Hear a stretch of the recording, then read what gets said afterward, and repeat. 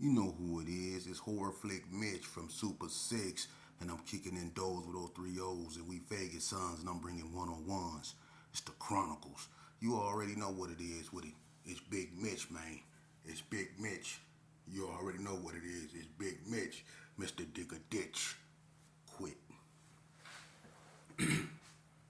Anyway, welcome to another episode of Vegas Chronicles, man. Shout out to everybody that support my small platform. You know what I mean? I don't do the fancy doo-wops. This is what it is. You know what I mean? It's about the message, man. It's about the message.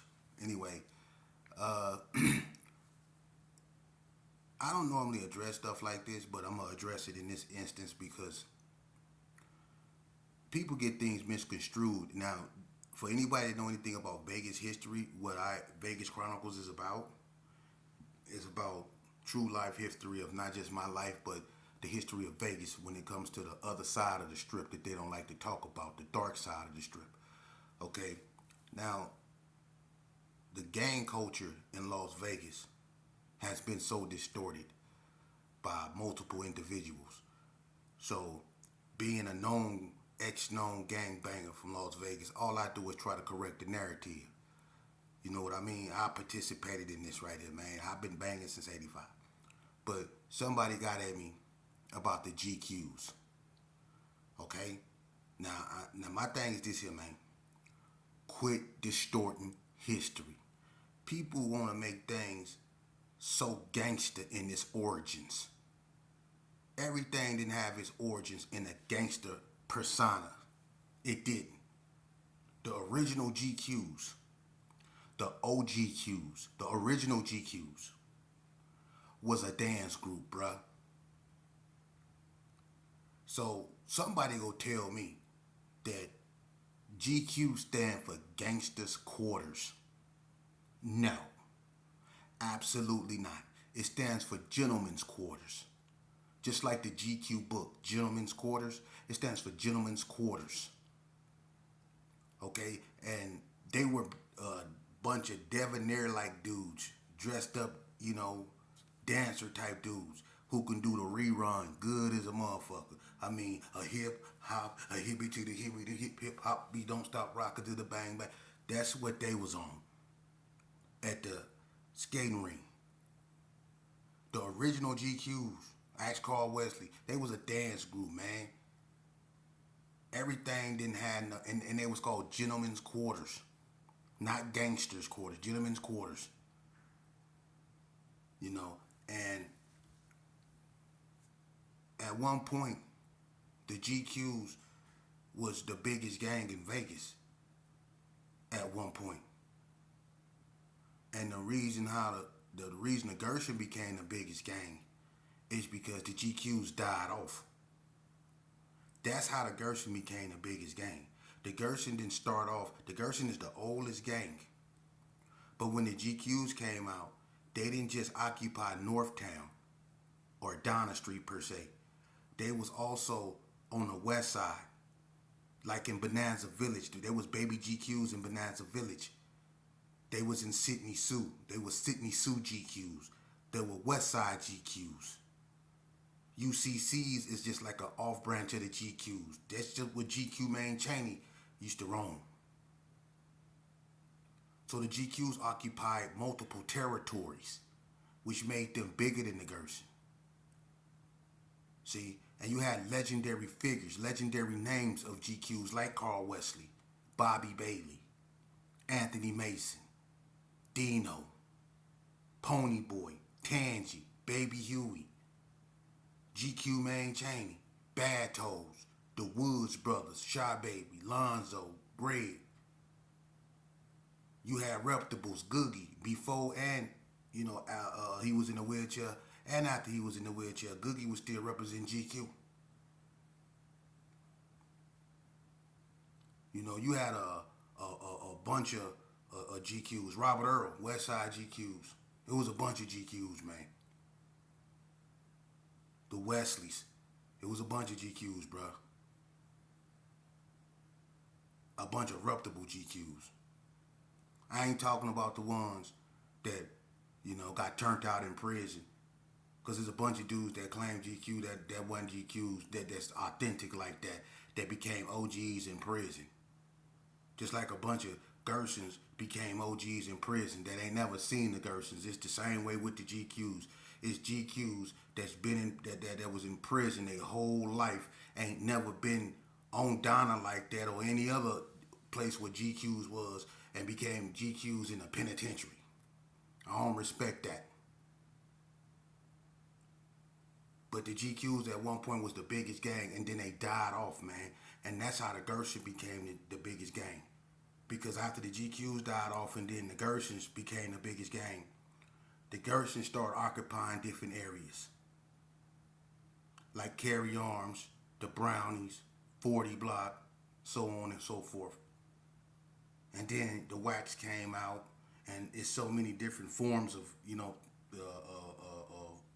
Gershons like Alley Shots, Max, Lokes, Dogs, K9s, Wicked Style, Wicked Style, because they're a diverse clique, a group of individuals, so no, not Wicked Style. But, like, you can say the Brownies and all that, that's all up under the crown. So that's how the Gershons became the biggest. And then you had Donna came back out after the GQs died off, because the Sydney Sue GQs became Sydney Sue Gangsta Crips, and the baby GQs that was in Bonanza Village became Bonanza Village Gangsta Crips, and then the GQs that was in Madison Terrace, that became Paru Turf. So a lot of things started having its own identity and got rid of the GQ identity. And so the GQs withered away. You still have people that's GQs around, but Donna is more of the face of the Qs now. So when it come to GQs, man, know your history, man. You can go off what Pap say all you want to, and that's why everything's so messed up. And people like him, shouldn't even be speaking, because he never put in no work.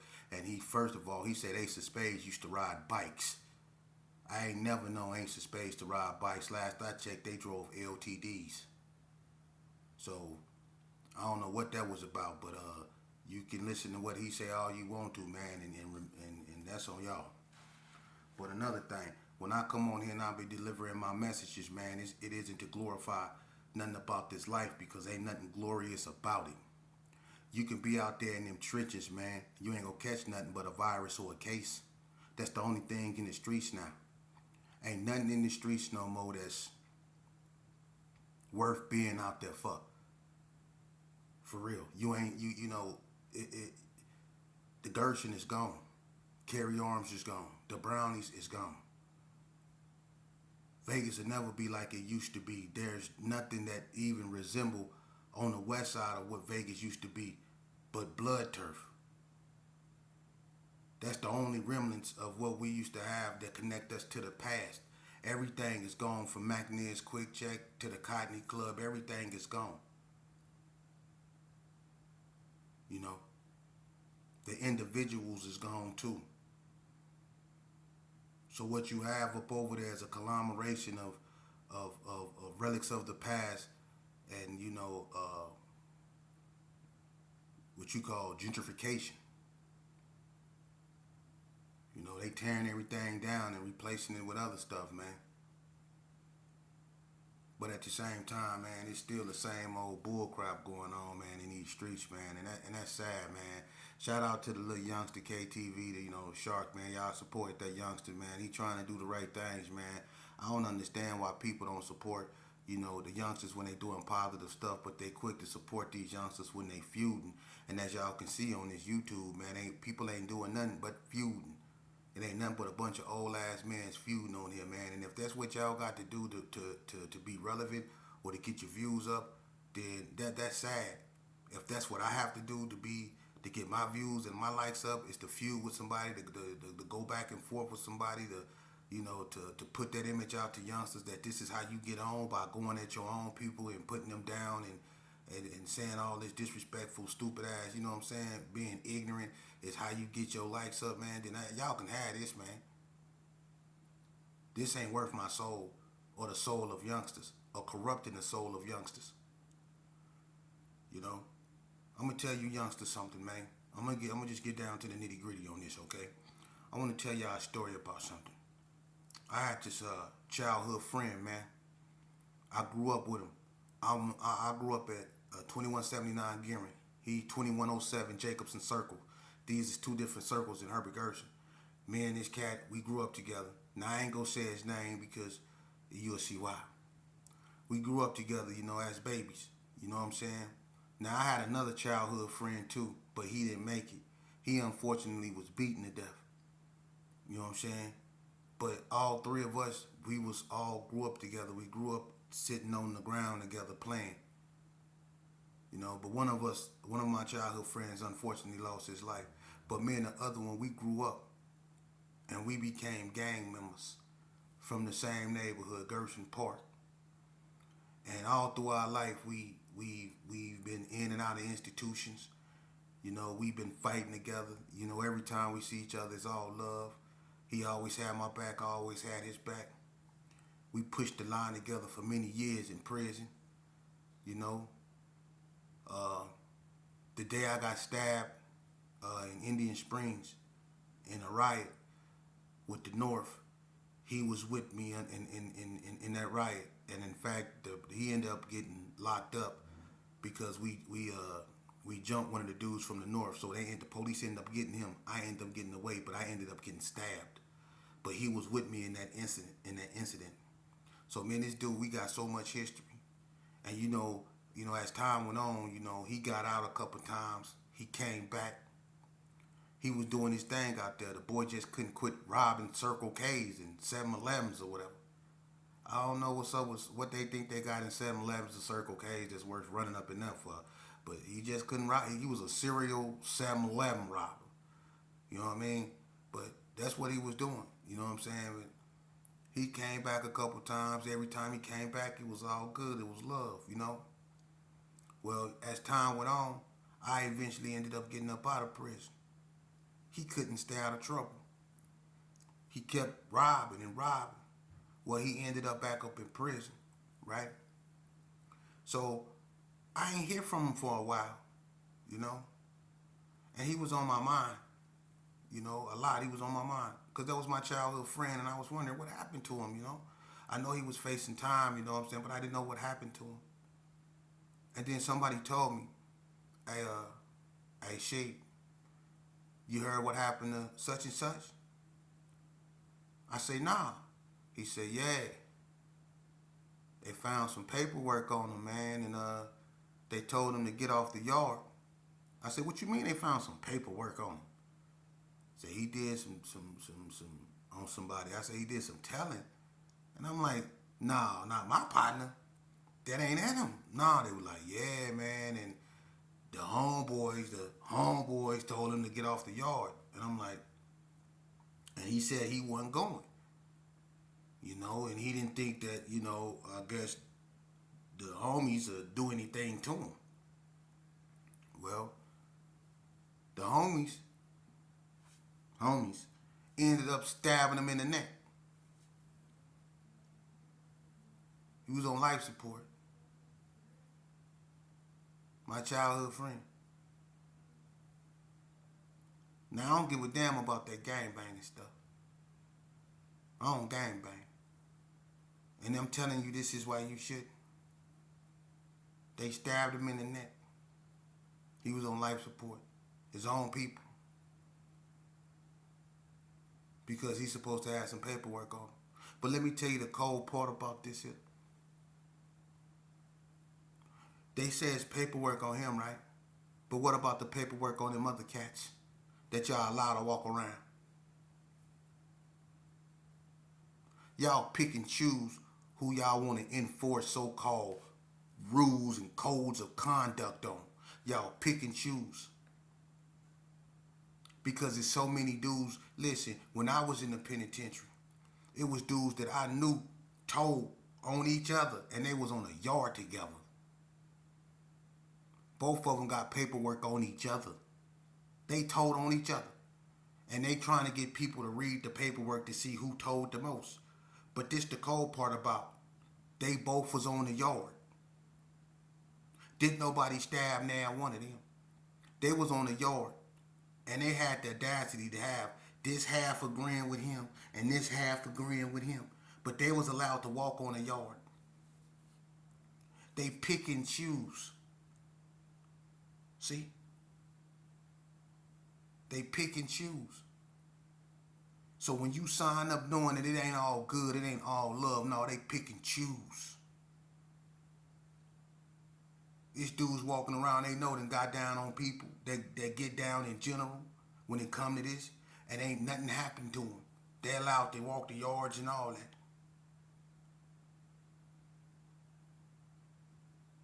They pick and choose.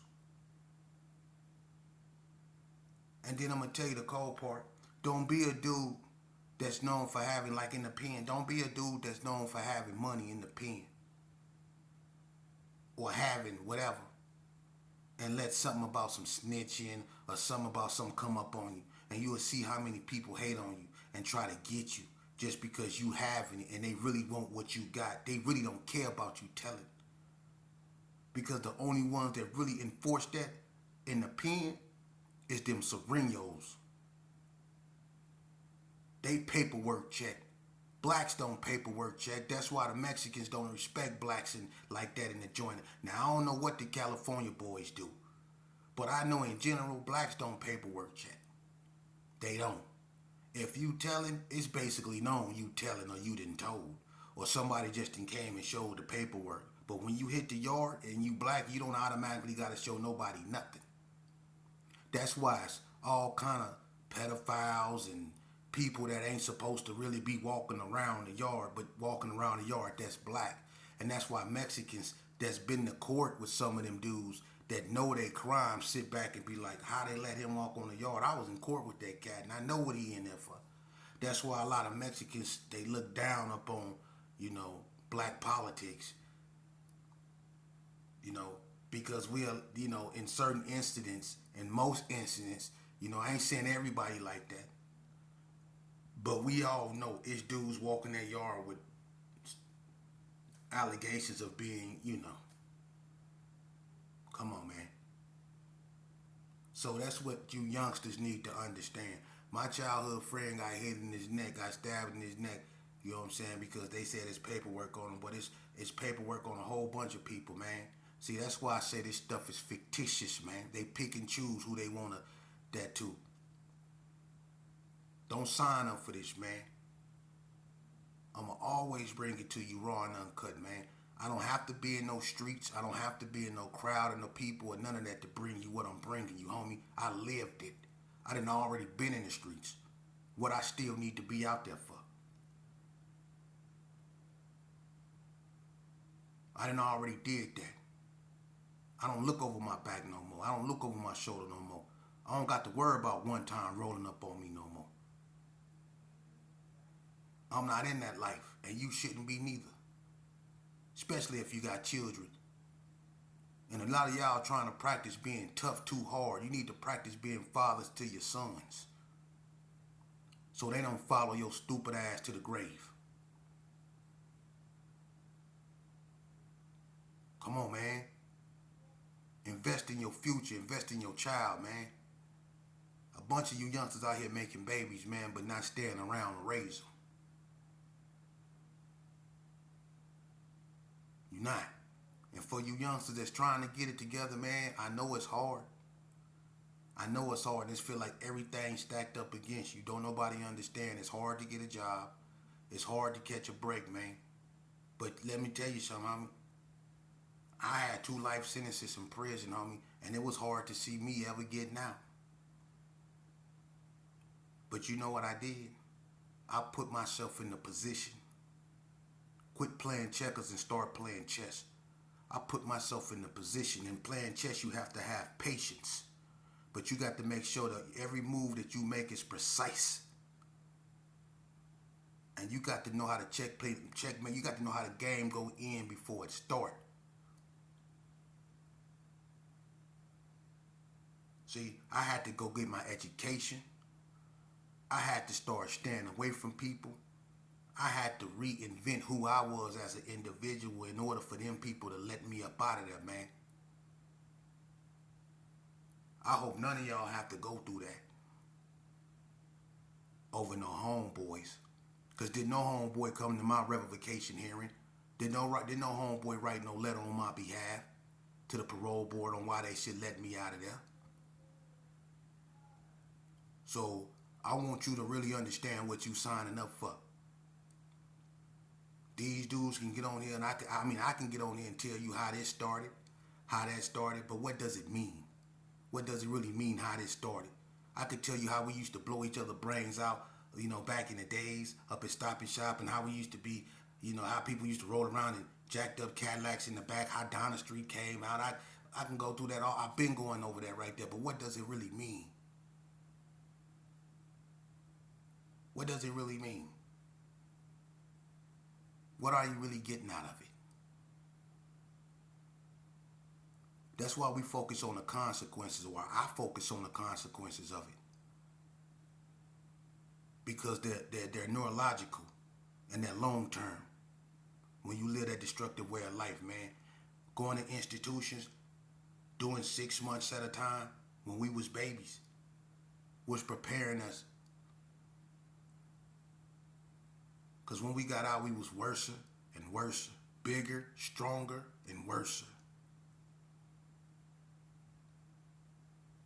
And some of us didn't live to go to the pen. Because I'm going to tell you, if a bunch of us would have went to the pen, sooner, a bunch of us would have still been alive. And that's sad to say, but that's a harsh reality. If a bunch of people would have went to the pen sooner, they'll still be here. The penitentiary saved a lot of people's lives, man. A lot of people would be under the grass if they didn't go to the penitentiary. I believe I'm one of them. I don't think nobody gangster can last that long in the streets. The penitentiary saved a bunch of people's lives, and that's sad. It took you off the field and put you somewhere else on the sideline. It put you in time out in another atmosphere, another world.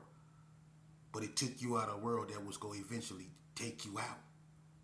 And you can see that when we be in the penitentiary and we be hearing in the streets what's going on, and we hear such and such got knocked down, such and such got knocked down, and we be like, damn, he just got out. Now imagine if he still was in the joint. 9 times out of 10 he'll still be here. Now, people get killed in the penitentiary. That's true. But not like they do on the street. So if a bunch of people were still in a joint, they'll still be here. That's sad. So what that tell you?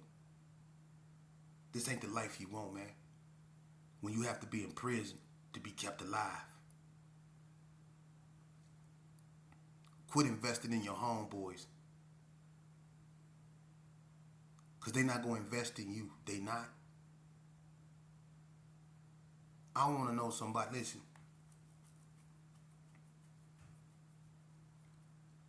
How many homeboys, how many homies, how many people got homeboys that's in the penitentiary that with all day, that talk to them?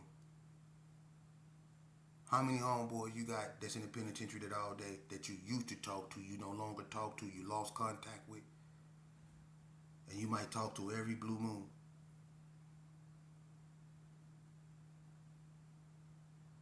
Everybody do. See? You become a vague memory, man. Your homeboys ain't gonna focus on you when you locked up. They gonna focus on what's in front of them.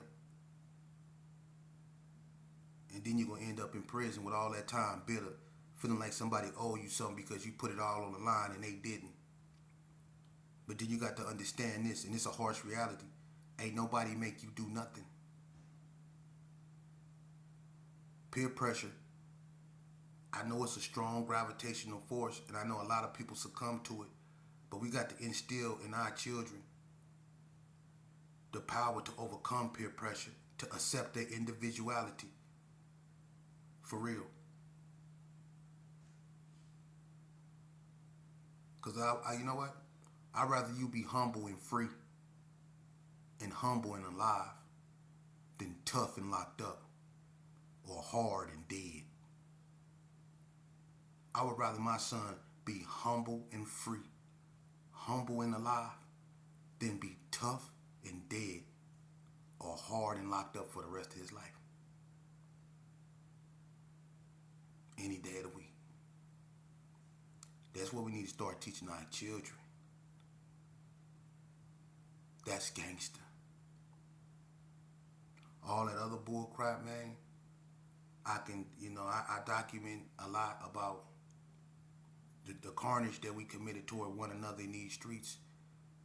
And to everybody that really participated in this and got the scars and bear the scars of this destructive way of living, man, we got to come together, man, and expose the flaws of this destructive way of living, man. The flaws of this life that we lived, we got to expose these youngsters to that. It's flawed horribly. It is. And it ain't enough of us telling them that. They still believing in something that's fictitious, something that we believed in, that we found out the hard way. You know? We used to be homeboys and all that. You know, fighting together, eating together, doing everything together. But when crack came and the money started coming, look at what it did to everybody. Females, money, turned everybody against everybody. Come on, man.